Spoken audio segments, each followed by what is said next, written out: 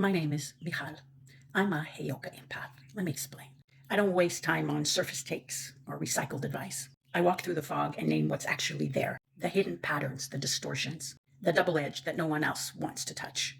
When I speak it out, people recognize it immediately because deep down, they already know it.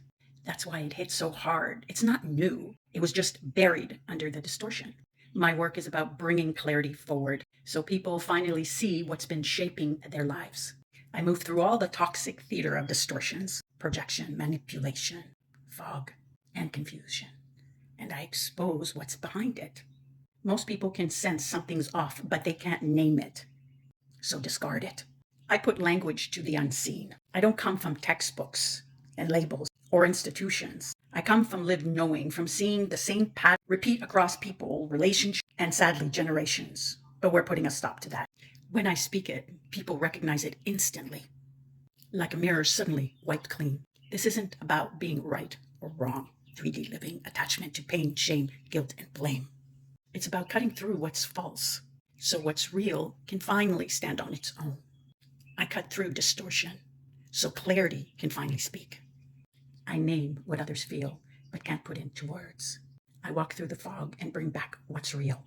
Not theories, not labels, straight through to the unseen.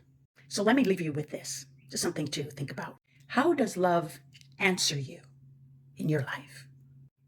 With peace, with fear, with anxiousness, with hesitation?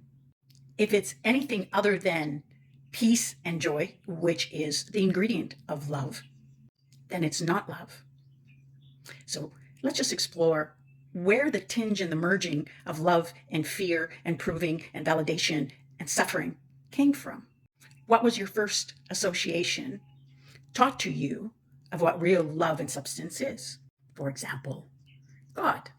Perhaps you were taught that God loves you, but also simultaneously were taught that Adam and Eve, children of God, that made their first error, were thrown out of the warmth and love of God, punished, isolated.